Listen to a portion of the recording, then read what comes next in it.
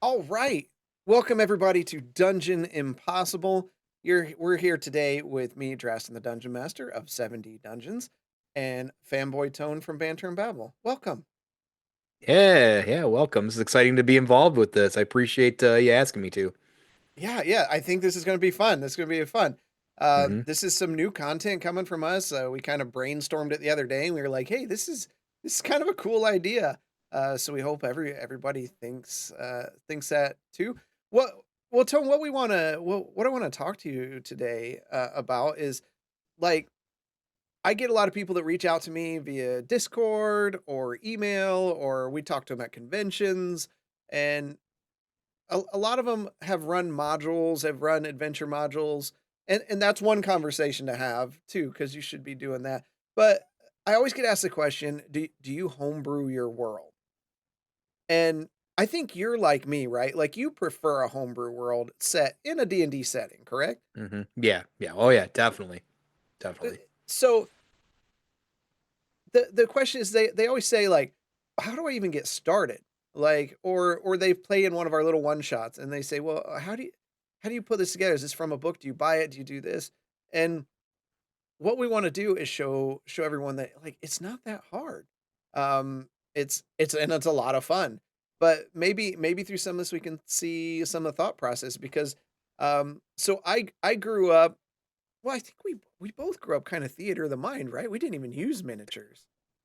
Uh, I did for a stint. I mean, I take that back. Fourth edition, I definitely did because of the amount of like stat effects and stat like that a lot of support classes especially would do.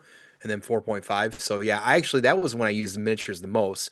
But most of the time growing up, yeah, like even through second edition, THACO, didn't use minis at all. It was all Oh, theater of the don't mind. swear on this show, man. Right, that aged me too. Yeah, Thaco. Like, and to you out there that are big fan of the older editions, and you want to say, "Well, Thaco it was not awesome, and it was confusing, and it kept new players away."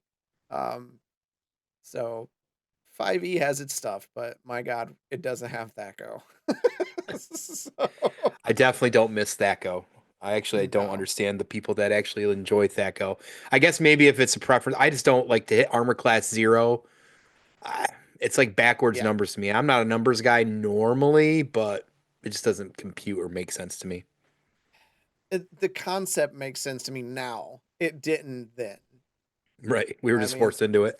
yeah, yeah, but But yeah, so we're gonna start the timer.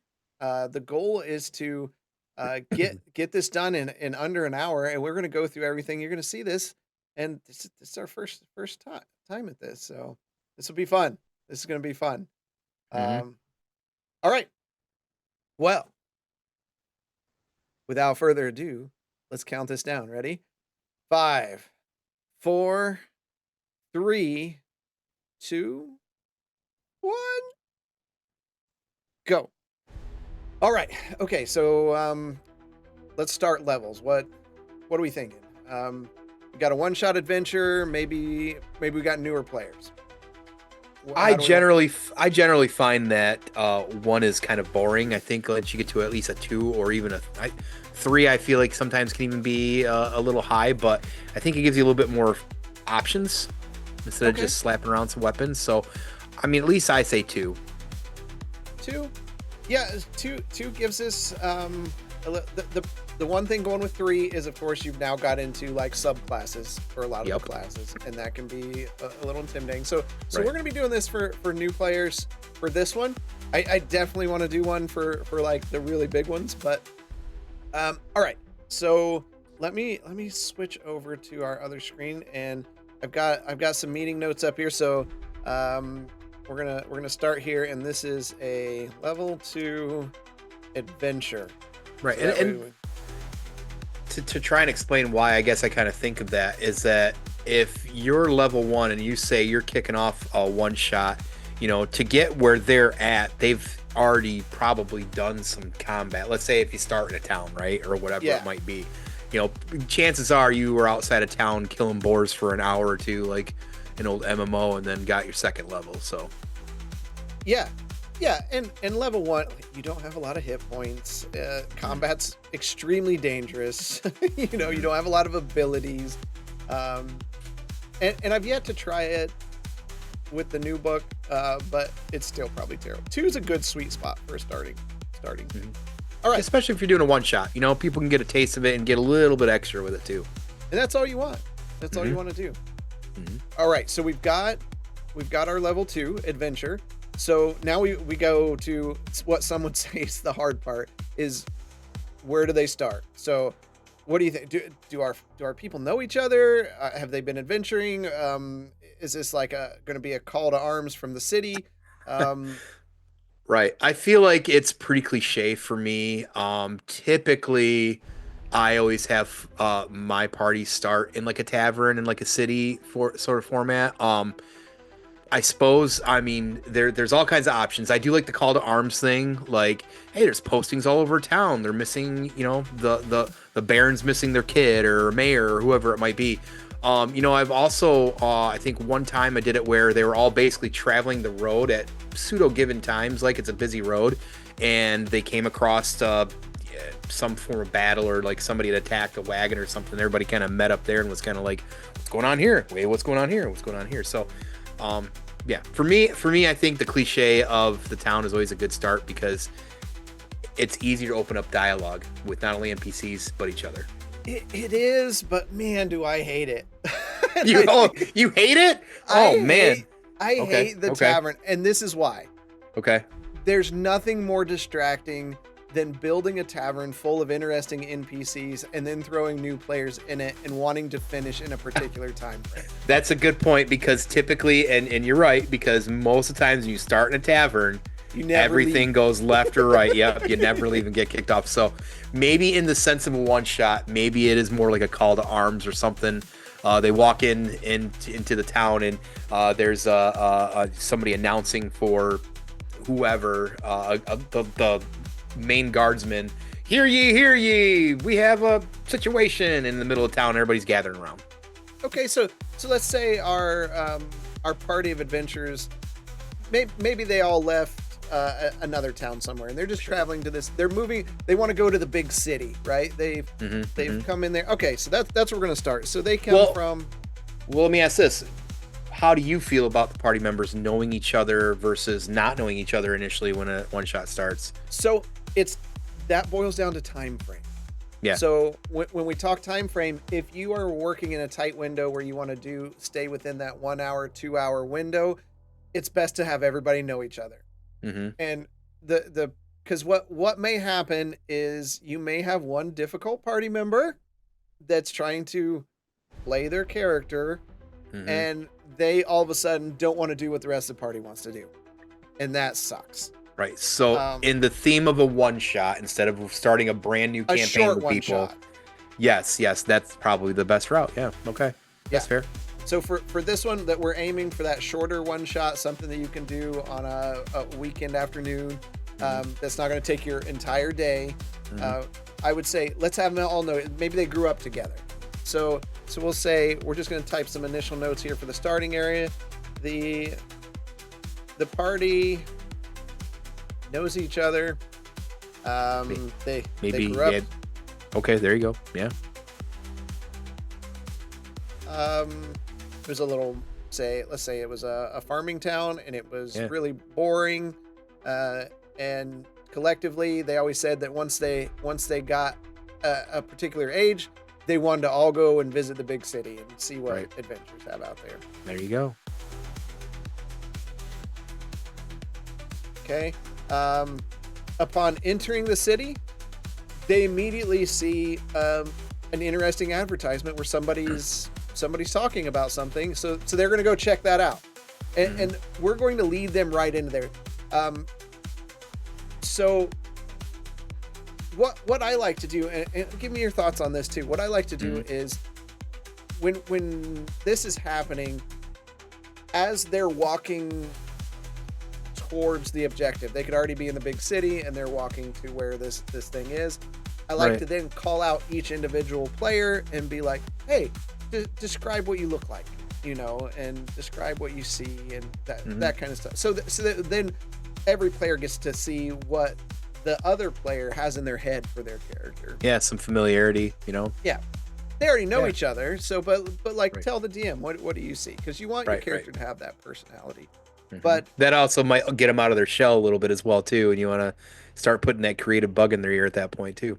Yeah, and I've seen it so many times doing some of the Comic Cons and stuff. Is those people that just you see initially of like, oh, they're not gonna say much, but man, you start going and they're like the top talker, So it's really great. So they find a advertisement for a job. However, so you're thinking like, something on a post, or again, for me it would be, of course, because I'm extra, it would be the main lead guard in the middle of the town square. Okay, so like a bigger event, make it feel like grandiose, so you're hooking them right away, instead, because like seeing a random post might be a little bit harder to explain coming across, but if you have the lead guardsman in the town square. Yeah, and so already I like that you used a particular word that I was about to bring up. Is we've just established our levels, we've established the beginning, the starting, where they came from, where they're going, what they're doing. Now we need to talk about the hook, and that's a common term in D&D, and that's how do you hook them in? How do you get them to where they're interested in that? Sometimes when you're talking to your players, you can be some of them just want adventure, some of them are like, I just want gold, or I just want beer or whatever, that kind of stuff. If you have someone that's a barbarian, they just want combat. I'm sorry, barbarians. And maybe a beer. Maybe a beer. Yeah. An ale. So we're gonna put a section here, the hook. All right, so you brought up here that it's the captain of the guard.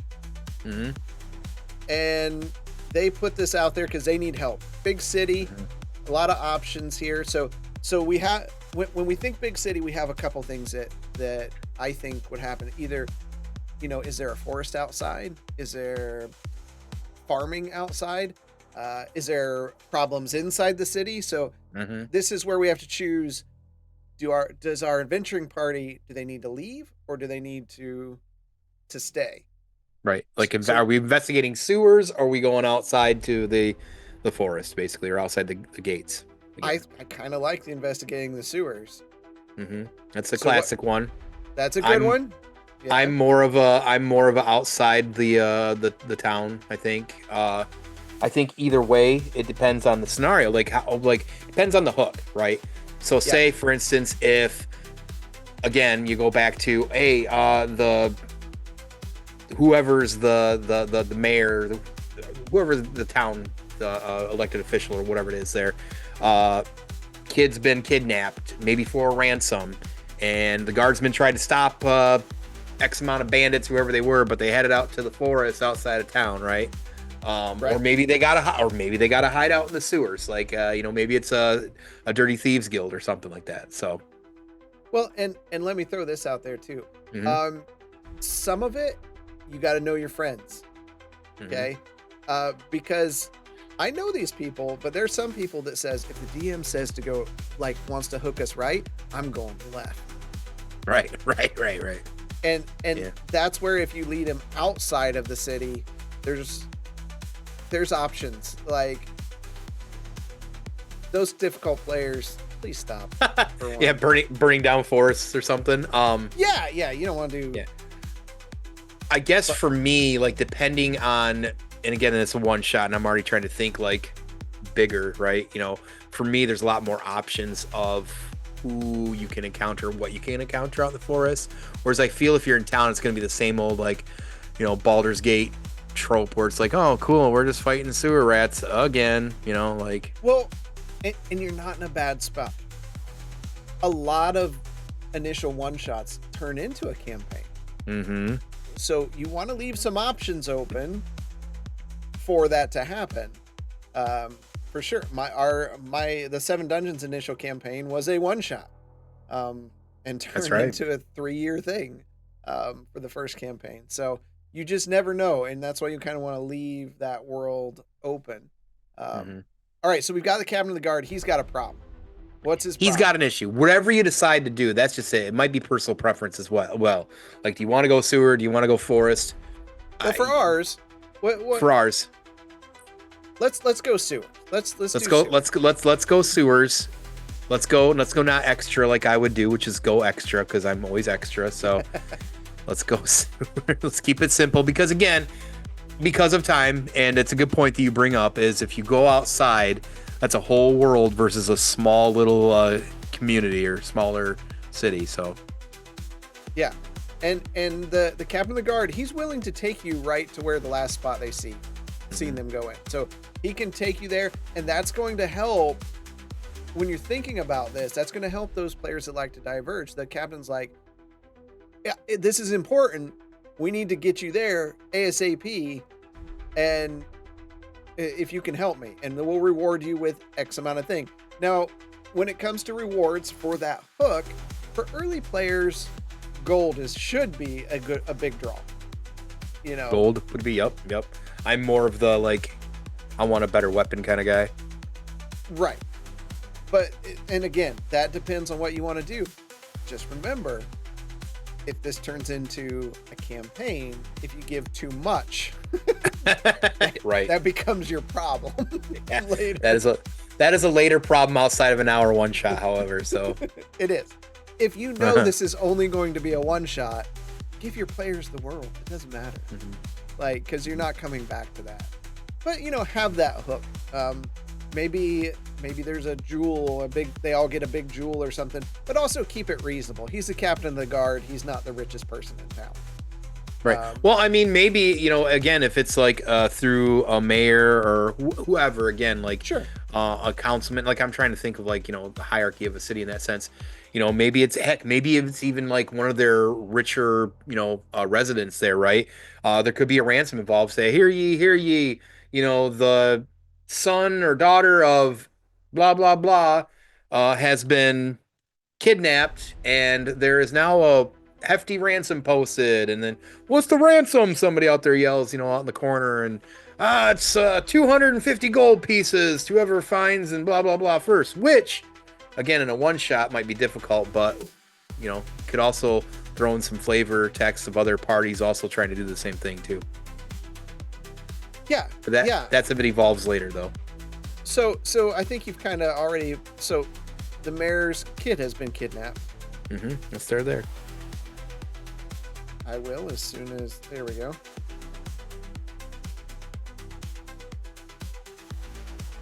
Kidnapped, and the mayor is asking for a ransom, or is providing a ransom. Find my kid and pay me too. Yeah, I'm using words, but they're not the right ones. As providing a reward because he doesn't want to pay the ransom, or can't pay the ransom. Well, that's where it gets fun, and I'm already thinking the same thing too. Like, there's always like, and it depends again, and you know how the one shot goes. There's a twist at the end is always fun. I'm always thinking like a few steps ahead. So like it's funny you bring that up because I was on the same page.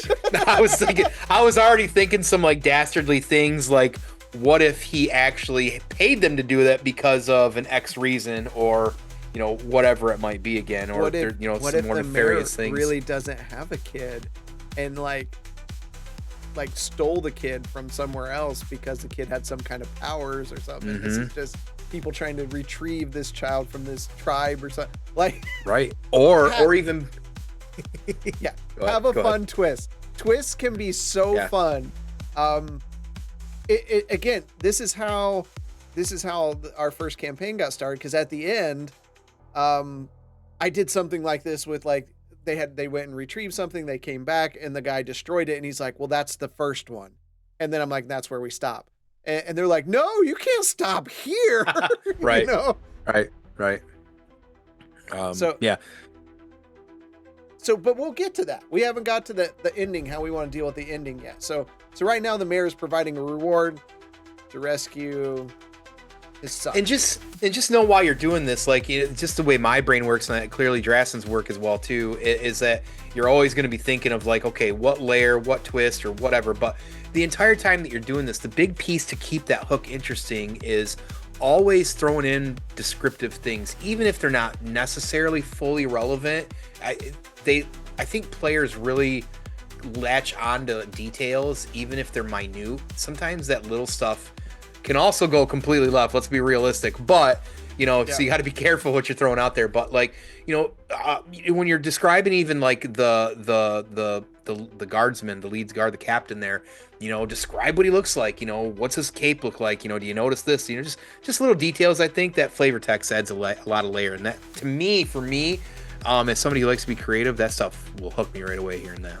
And it is, and I'll say this too. There's tools out there, and even I use some tools. There's some AI tools that I like to get a rough idea. Like you could say, describe what the captain of a fantasy, a captain of a guard in a fantasy city looks like, and it's going to give you a really decent write-up. Don't just copy paste. Make it yours. Right. Change things, make it fit your setting. Because obviously it's going to be pretty verbose when it does that. But yeah, paint that picture. You are the DM, so you're painting a picture with words of this entire thing. So, okay, we got to get going because we're already 18 minutes in. Doesn't feel like it, but so the mayor is providing a reward to rescue his son. The reward. What are we thinking? We thinking weapons, armor, gold, favors. Let's say gold and access to town armory. Okay. And it might be modest armory, but you can work that detail out later. Maybe they can choose a piece of something. Because right now, or and maybe they just came to the big city as well. They get a week of free stays at the inn. There you go. Or maybe gold or access to the town armory, and they can fight over what they think is more. There you go. Or each person can choose, like, I'll take the gold, or I'll choose a weapon, Yeah. And then they all get a week free stay. So that's going to help establish what they were wanting to do in the first place, which was come to the big city. Okay. So we've got our starting area for our group of level 2s. We've got our hook, Captain of the Guard. That's where their first play interaction is really coming in as they're going to that Captain of the Guard. Okay. So now they've got to get into the dungeon. Okay. The guard opens the gates, lets them in, says he's going to stay there. If they get in trouble, they can yell for him, and that he'll help if they can. But they're gonna go into the sewers. So now we need a map. So we're going to switch over to our mapping tool. So at 7 Dungeons, we use Dungeon Alchemist. It's on Steam, runs about $30 or so when you catch it on sale. It's pretty fantastic for what it is. Okay. We're not gonna, this isn't a promo for them, but this is what you're going to look at here. All right. So we need a dungeon. Obviously it's going to be stone. It's going to be wet, going to be gross. So let's go to our new map. The terrain is, we really don't care. So we'll just use caves. That's not very sewer-like. Yeah, but you're going to see. I just want a rocky outside. Okay. No weather. No lights. Solid rock, no water. Because yeah, we just want rock to play with.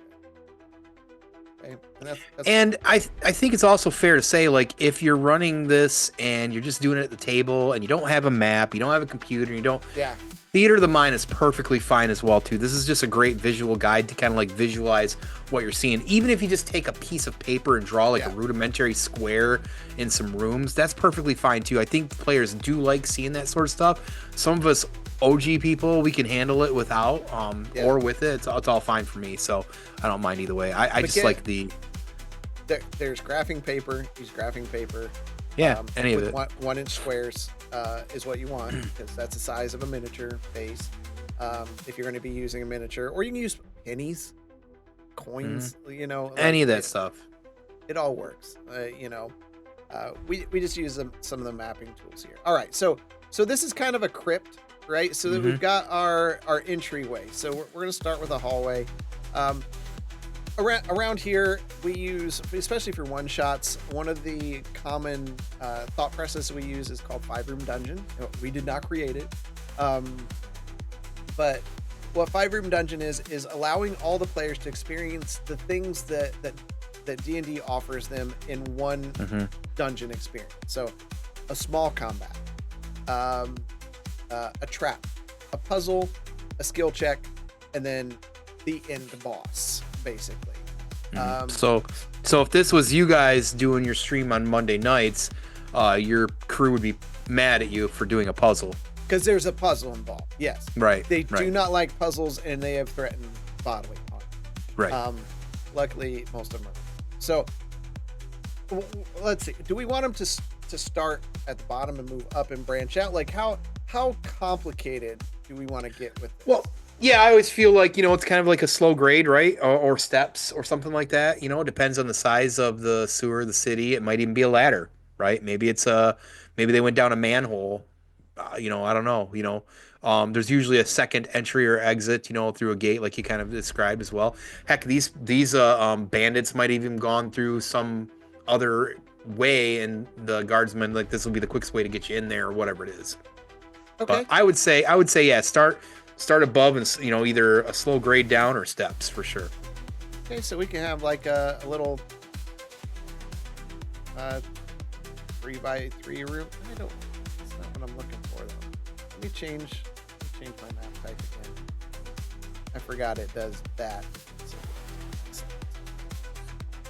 it's not gonna matter because they're not gonna see the outside of it. Nope. So we want a crypt. 4x4 room. All right. We've got our 4x4 room. We're not going to worry about decorations right now. We've got a door where they came in. And let me go ahead and do this because sometimes this helps you. I don't know how well you all can see this, but there's a grid. We've got grid there. You can kind of see where stuff is. Okay. So from here, we've got a lot of room to play. So we want to go up. How far we want to go up with a hallway of some sort? Maybe 6, 7, right? Okay. So there's 7. Okay. We'll clean that later. All right. So, do we want to branch out with some stuff, or? I think with a one shot like this, I think A little more serpentine, so there's not. Yeah, options. branches is because like you said, like you're trying to get this done in an hour and a half for a one shot. So yeah, maybe there's a big room. So there's there. The first bigger room. Yep. And then we've got a little bit smaller hallway. That they got to walk through. Now, because you got to have this, so we're going to have. Yeah, the big room or the big. Well, this is going to be something a little different. So we've got this, right? And then we're going to come in. Put like here, a waterway through it, maybe. Put water. Yeah, we gotta have that. Make it brown. Oh, we can. Yeah, the muddy water. Right, mud. Right. Mud. Let's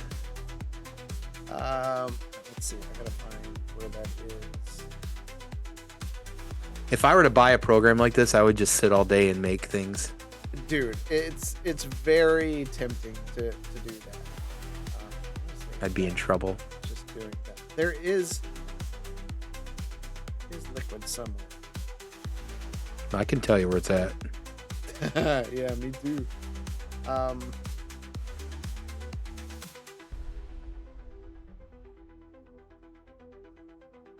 don't think a blood canal would be. Yeah, that's a little Jesus. Quite nefarious. Make that get some symmetry in there. Get another block on the other side though. Unless you do like a thinner. Can you do like one row of liquid? I can, but yeah, there's 5 here. So what we want to do is come back here. Got our crypt. We're just gonna have a row here. Thank you, because symmetry is gonna mess with my head. I'm the same way, and let's get rid of those walls.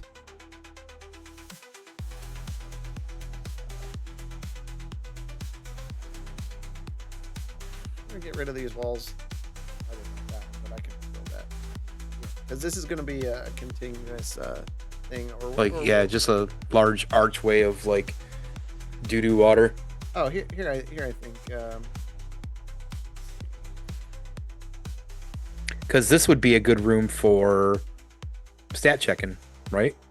Slippery through water, doo-doo water. Look, that looks like doo-doo water. That definitely looks like doo-doo water. There we go. So now we've got some water there. I'm pretty sure I have water effects to put on there, but can't find it. Well, for the sake of time. Yeah, and I'm sure it'll show up. I know there is stuff, but yeah. All right. All right. So we've got our. So looking at it, what small combat room of some small sort? combat room, absolutely. Okay. Oh, because it's what small combat, puzzle, and stat. Yep. Skip. Puzzle, trap. I mean, you could throw a curveball. I feel like you get to the combat. Everybody wants to get a little taste of what their character can do. So, I mean, if it's more seasoned characters, maybe it start with something different. But yeah, get them with a little battle that first one. Let's get a little small combat. Maybe it's just rat swarms or something like that. Keep it simple. So, okay. Let's got our crypt. So the person they're supposed to rescue, they're gonna be over here. Okay. And then there's a hall here. But that door is gonna be locked. They got to find a way. Okay. They got to find a way in there, and to do that, they're going to have to access, a couple other rooms here. Maybe, and that's where the puzzles are to get that unlocked. Maybe you've got to do some mechanisms, right? So then we've got that, and then this one. We're gonna get a little wild with this one. Okay.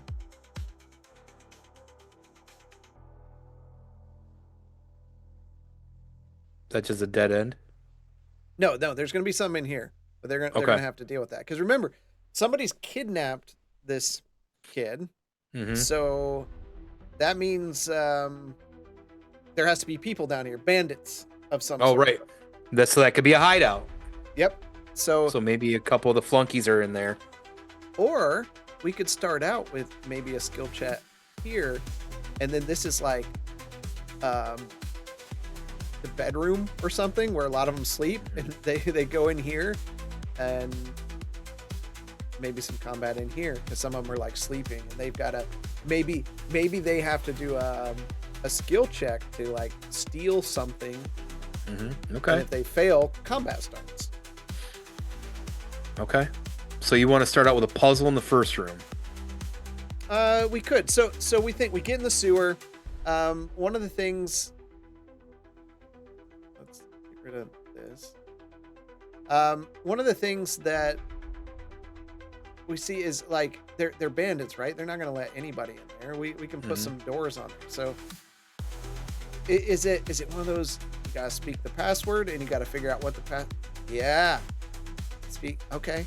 So You think speak the password seems like are you talking magical? magical. Yeah. But would bandits at this level, do you think, unless they have a mage in their ranks?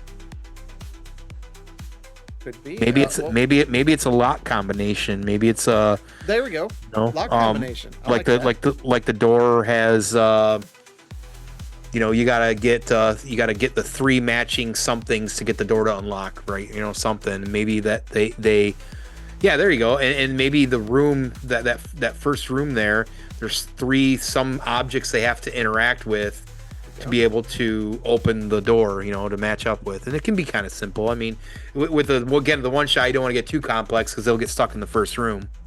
Yeah.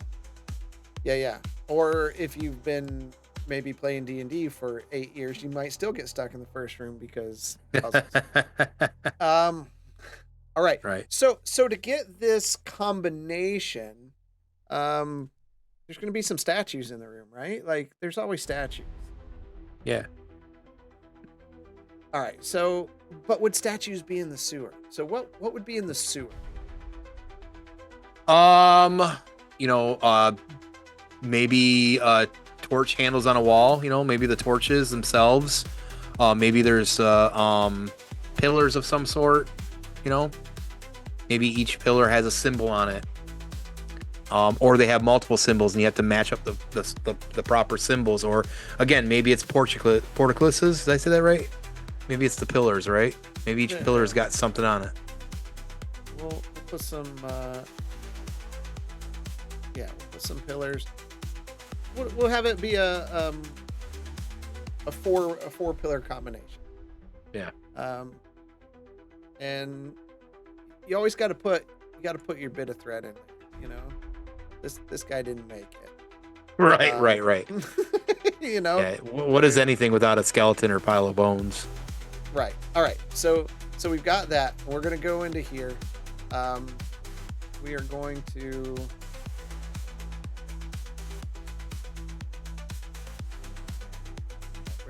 open up this wall here. We want that there. Open up this.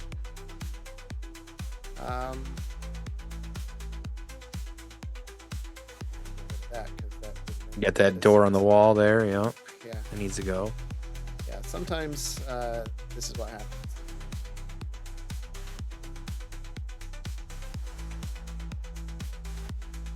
Stone.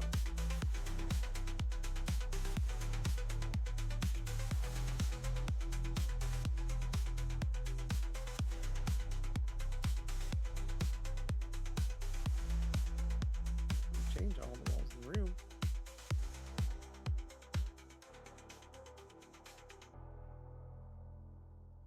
Right now, that'll work. They built new wall sections because those fell down. There you go. There you go. There's a reason for everything. Mm-hmm. Now the poop water can't get out.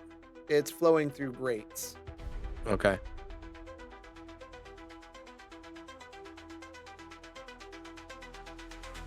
Yeah. You can't tell, but it is. Okay. All right. So they come in. Maybe they hear or see. I kind of want to make that room a little. Yeah, what's going to get them to go one way or the other? Like they could just totally skip. I mean, technically they could skip the trying to get the key or anything different, I guess. No, you see, because I'm already steps ahead of you there.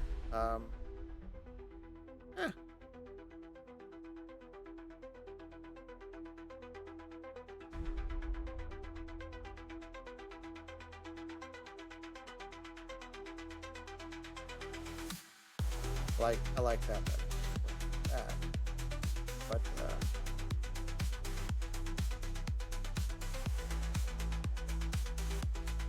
and then let's put our door Okay, so there's only one path that's open, and it's to this room where those, and they'll need to get that key. Oh to yeah, open right. This door, Yeah. which will allow them to get into this room. Yeah. All right. So what we want to do is just for thematic elements, let's put some dirty bunks in here. Again, you don't have to get this detail, not at all. And you don't want to put too many beds in there because you want to have room for people to get around there. So got our puzzle. The room, and you can take the time to figure out how you want to do that, what you find might be fun with that. So yeah. We'll get to that after we're done. We know we got a puzzle. We know it's got 4 pillars, and we'll kind of mess with that. If you want a good resource for figuring out traps and puzzles, and you just want something to jump off of, I recommend Kassoon.com. They've got puzzle generators where you can just say, here's another. And it'll say a detail painting's engraved with a riddle. The PC needs to find the answer. And then it gives you some examples. And it really, sometimes when I'm getting stuck on doing these, it really helps push that thought process forward. There you go. Same way with traps, and we might use this here in a second. You can set what level the characters are. Do you want it to be a nuisance, deadly, or lethal? And then you say make traps, and there's a vicious mockery trap or a tar pit. So it gives you something to kind of work with to help experience that. And Drasten will put all those links and the tools he's using in the description of this video as well too, so you can just click and go. So all right, so we have that. We know our combat room. Our skill check is just going to be to cross this without falling into it. They may have to make a save to not get diseased. Sure, that's simple. And anytime they cross it, they've got to make that. So it's up to you if you want them to like go back and forth. And then or up to them. Back. Yeah. And then they get E. coli if they slip. Yeah, you never know. So now we're in this would be our trap room. They need to get a certain key from there because they don't have the passwords or whatever. So let's see, what kind of trap room do we want? Because we're trying to get that door open, right? One way or something, right? I've got another thought process here. But I need to redo my map a little bit. Again, things change as you're doing these. So, are you thinking maybe you can't get in through the other door, but maybe another way? No, you're gonna like this. I'm not gonna fix that right now. But so the key's down here.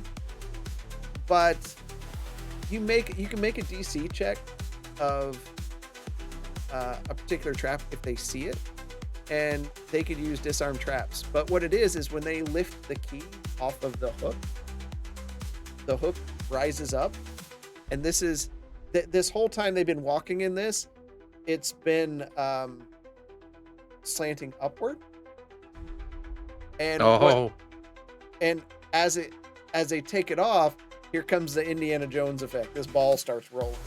Okay. And they've got to run, or they take bludgeoning damage as it rolls over the top of them. It's not big enough to kill them. Let me put that out there. But it's definitely going to go, and then it's just going to slam in there. It's going to make some noise, that kind of stuff. Okay. You like that work? That would work. Let's do that. Okay. It's a trap. So now they get their key. They come in here, and this is where we have our end boss. Okay, so we've got our map.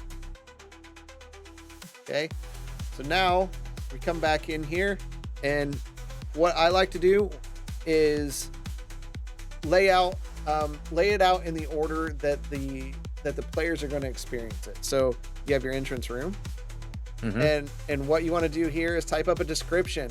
And when you're doing descriptions, don't forget that, I mean, what do they smell? What do they see? What do they hear? You are their five senses. Right. So you need to be able to like communicate that to the players. So so it smells bad. And what you do is when you're writing this up, just write yourself some quick notes, and then you can go back and expound on it if you want. Or the quick notes might be enough for you to just off the cuff do it. I mean, I do that a lot in my own campaign, just, you know, that kind of stuff. So it smells bad. It's dark. You're gonna have Definitely somebody dark. go, I got dark vision. What do I see? Okay, just describe it. You know, it's just what it is. Right. It's wet, so the floors are lightly slippery. Yep. Musty, all the fun stuff. Musty, all yeah. those descriptions. Moldy. Yeah. So Don't drink the water, basically. don't drink the water in here. But they see depressions of footprints. And with a perception check,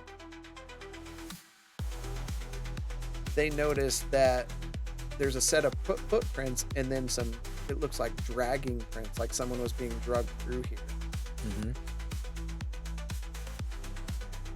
So that's nothing but a tiny skill check and immersion. Yeah, get them a feel to playing around with those skills and how to, roll those dice for that. Yep.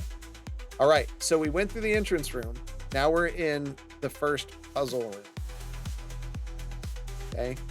So there's four pillars. They're gonna go right past the pillars and go to the door, and they're gonna see that the door has these 4 numbers on it, but also, so the door has 4 numbers, and the number, just like a combination lock, the numbers are rotating. Yeah, random. So maybe it's like 3, 1, 4, 2, right? Yep. 3, 1, 4, 2. All right. But then above each of these, we see, we'll say, what I like to, and I like to do this, is go look at your character sheets of the players. Find someone who has a language that no one else has, and write out words in that language. This engages that player directly, right, and gives them something where they have to speak up. Yep. And it also allows them to say, "Oh, I'm glad I picked that language," because most time, like, so above each one of them is basically the words 3 in this order, 4, 1, 2, and these are the numbers of the pillars that are going to have the right number on. And so, but it's written in this other language. At least one of your characters knows. Make sure it's at least one of your characters know.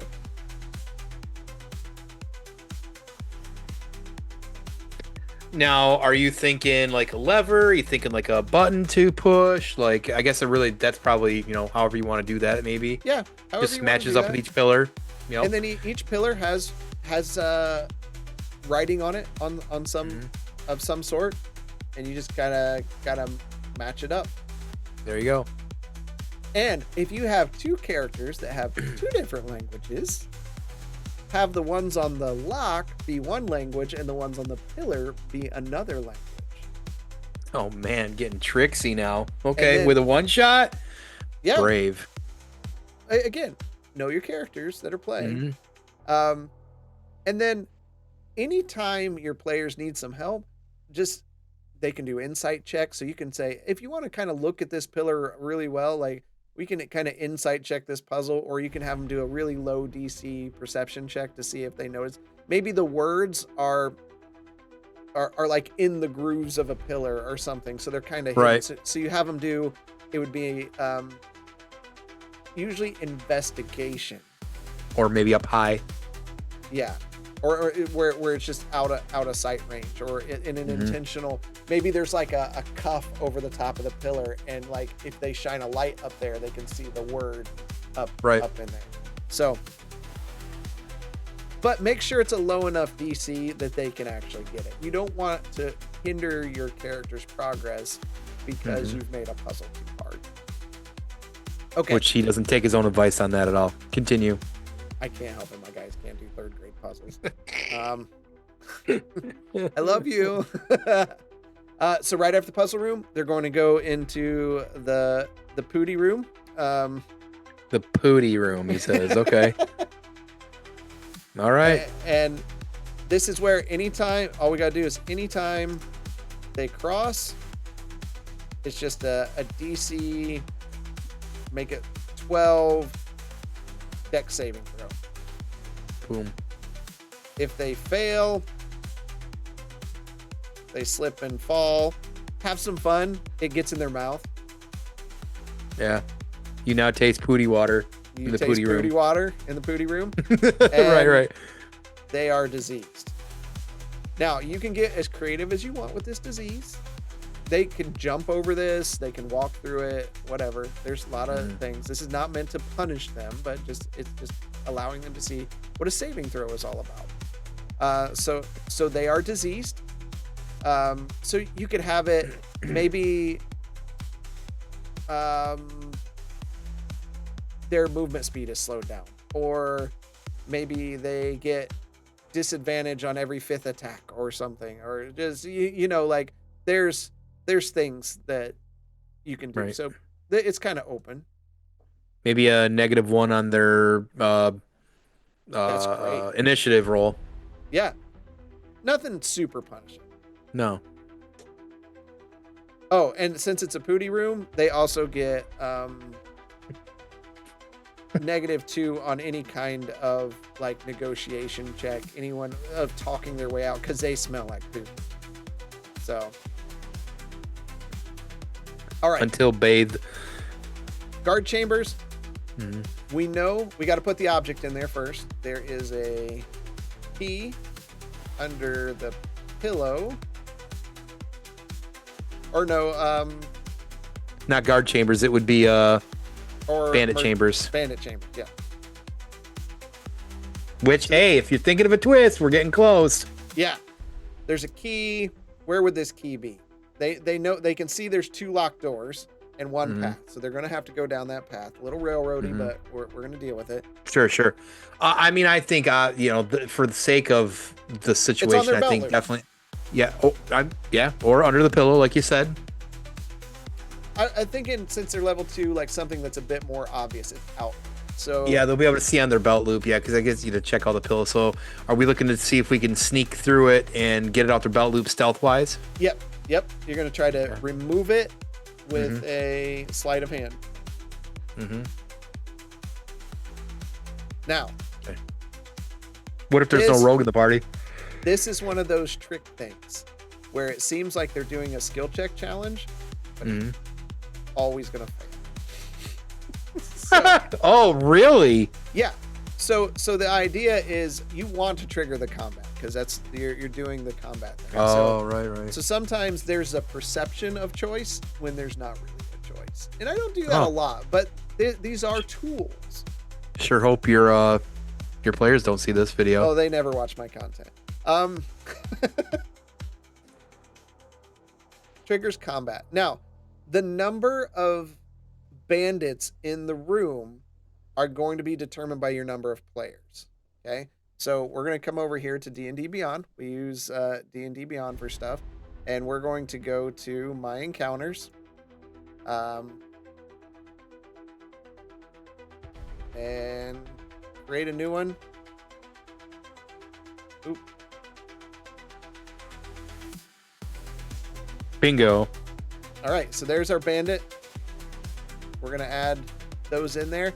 If you come in here to your characters and you clear these out, these are my guy. I can say they're 4 level 1 characters, and then we can just switch these to level 2s. Okay, and right now our bar is filling up with 2 bandits. Now we've got 3 bandits, 4 bandits, and you can see how it kind of scales for that. So maybe though we have 2 normal bandits, and then maybe we have a bandit captain. Oh, that's too much. Way too much. Bandit captain can be near the captured prisoner. Yeah. So put it in there. We just want minor combat, so 4. Let's do 3 maybe. Unit for 3, 4. What? 3. There's 3 beds. I was just thinking 2 of them were cuddling. It, gotta stay warm. You are in the sewers. True. That's true. The booty water. But that puts you right at an easy encounter. So then you just name it. And you save it. Okay. So now we've got our bandit. And as you have less people, you just remove a bandit. Okay. All right, and then we know our next one is the Indiana Jones room. Yep. So they got the key. Now time to get to through the other locked door. So again, we already talked about this. They're gonna walk down a hallway. They're gonna be like, "Oh, this is nothing." They're gonna see a key. Your paranoid players are then gonna be like, "Something's wrong," and then everyone else is gonna be like, "Stop freaking out. There's nothing wrong." Okay. You can have them do a perception check, but you just make the DC check a little higher. So for level 2s, maybe we put this at like a 15. Okay. And then the ball rolls down. They can run. They can dash to get away. It's gonna probably hit that first person that removed the key. And that's fine, and then just kind of roll towards the others. And the first person is just going to follow it out. Sometimes there's some humor with that, as you're just like, look out, and we'll just say it's 1d8 bludgeoning. That's not too bad. The players are basically just bowling pins at this point. Yep. But they can get back up. Yep. They're going to get back up. No harm. No permanent harm. Okay. Now they get back to their they get their key. They can now unlock the room. Maybe so now we're in we'll just say it's the boss room. Still going. All right. So boss room. What do you say? Should the kid be tied up? Yeah, most definitely, or cuffed, or I think it's even more meaner if they're in like literally cuffs, not like roped up or tied up. But yeah, in cuffs or however it works. And I definitely feel like that, to add a little pizzazz, the bandit leader or whatever it is, whether it's just him or, maybe a right-hand man, probably I just think one person maybe. I usually just do one. Yeah. Kind of cocky, like the door opens, sees him's like, oh, I see, like, add some flavor into that, almost kind of taunting them, being a little, what's the word I'm looking for? Overzealous or. You bring up a really good point, and it's to monologue or not monologue.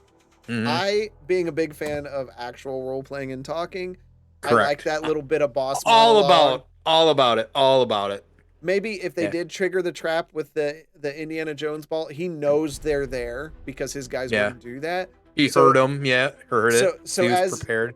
As they enter in, he hits a lever that closes the door behind them and locks. And or it sets up some kind of thing where they can't get to him right away. Maybe it closes a gate in front of them and behind them, and then he's allowed to like monologue without interruption. And you do a little bit, and that's where you can throw your twist in. So if you're going to do a twist, this would be a good thing to do the twist, because you could have something where they don't fight at all. They could try to negotiate their way out of it Mm-hmm. or something. So that's Mm-hmm. kind of up to you. But most players at this level, they're gonna want to fight. They like the combat, and Mm-hmm. uh, he may just say, after negotiation, his side of negotiations fail, he may say, "Fine, I'll end you. I'll Mm-hmm. Mm-hmm. write it up." That's a good one to write out, though. If you're gonna do the monologue. But Heck, now, maybe while he's monologuing, they're coming in, he hits a switch and like, some mechanism that they've built fires off a few like darts at him or something like that, just yeah. to kind of like, a couple shots across the bow, if they will. So and this is where do we do a bandit captain? It's a little bit Probably tough. because I'm gonna guess the Lord's probably really tough. Yeah, and it's not from content that I have. Fair enough. Yeah. So Bandit captain, perfect. so we do a bandit captain. Now, Hmm. this is But hey, if he's given some monologue and you're doing some of those things, make him, if you got to, a little flamboyant. Like again, it's all about that description. Like personality. describe him. Yeah. What is he? Yeah, some personality. Maybe he's got a big old hat or something like that. Maybe he's wearing like a duster or some sort of trench coat thing with some chainmail. Like anything. Just maybe he thinks he really is like some form of higher person in society than he really is. But definitely describe that, because I think that's a lot of fun. Because I think once you take somebody like that down, it's a lot more satisfaction for a bunch of players. And just because you see a picture of a human, he doesn't have to be a human. He could be Hmm. anything. He could be 3 kobolds in a trench coat. Like, Which there you could go be for another twist. there's a whole twist, right?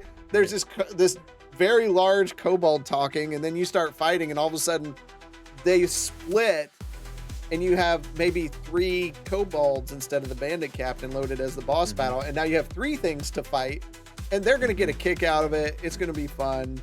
Um, so we can come in here and 3 kobolds in a trench coat. That's our captain. That's Yep. what we're going with. They Perfect. when it gets to the end, it's all about closing it out, right? So Mhm. so you rescue the person, you take them back, you get your reward, Mhm.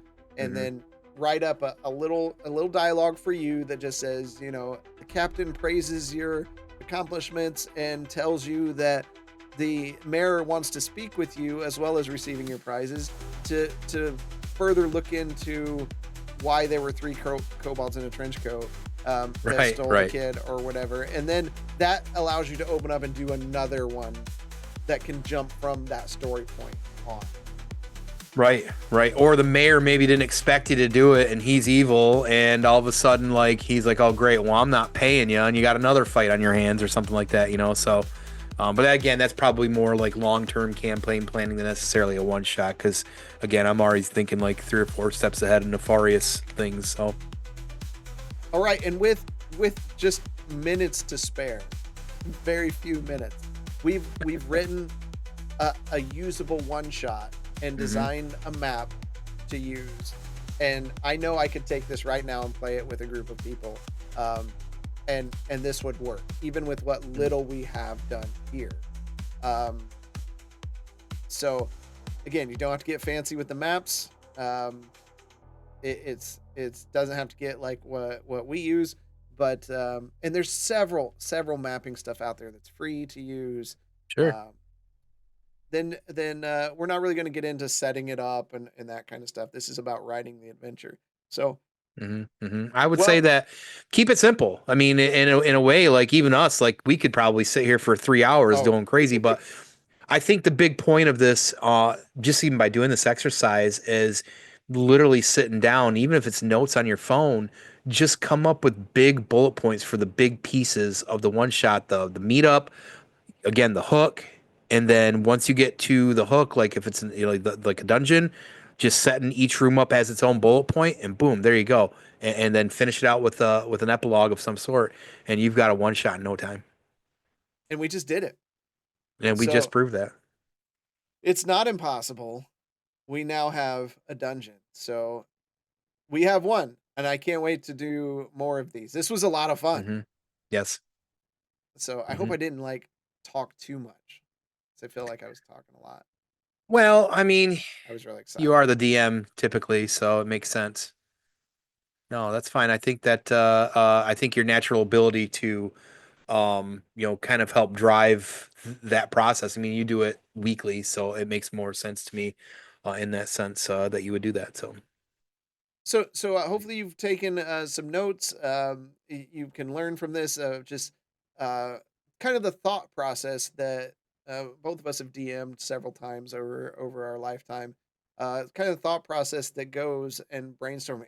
And I know there's no problem with this, but like we all it's always better to collaborate with somebody else if you've got somebody that's not playing.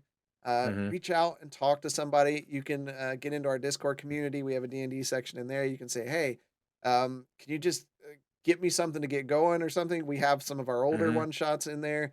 um, sometimes you just need that spark. And that's why, again, the link will be in the description. Kassoon.com. Those guys do a great job of putting just stuff that just, oh, that's a great puzzle. I can make that hmm work for mine. So right, and evolve it as well too. And Drasten mentions that that's something that I've been doing on and off for him for a few years. Is yeah. he'll sometimes lean into me for creative things. This is my favorite part is writing the stuff. I love the creative side of it, and that's why I love RP so much. So, if you end up in his Discord, if you end up in social medias out there and see Fanboytone or a Drasten, feel free to reach out to me. If you're just a D&D somebody who wants to start or do something, I'm all about giving some insight and coming up with things. So brainstorming's fun. And why don't you tell everybody where they can find you through the week? Well, you can typically find me and the Dude 79 both putting out content under the Banter and Babble brand. You can find us on Twitch live from time to time, or just check us out on YouTube. He'll have that link to our page here in the description as well. Come over and see us. We do all kinds of content, pop culture, media, movies, reviews, things in that nature. I do painting content these days now, and also another podcast where I sit down and chat with people. So lots of content out there. You can find us. You can reach me out there too. Yeah. And be sure to check out our friend Half S Beer Review. He is the links are in the bottom as well, to providing the best beer reviews and beer adventures, beer quests uh, on the market out there. So you can see us in those from time to time. Uh, check him out as well. All right. Any closing statements, Mr. Fanboy Toe? Just enjoy it because I think that bullet points is a great way to start, but enjoy what you're doing because it really is fun. And you'll probably, the more you do it, the more you'll enjoy it. But getting your thoughts out sometimes is half the battle. Yeah, absolutely. And you don't have to do it in an hour. Mm-mm. No, you, you can take as long as you want. Dungeon So Impossible. Done. for this episode, the dungeon was not impossible. Mm-mm. And until next time, we'll see you in that dungeon. Take care, everybody. See ya. Awesome.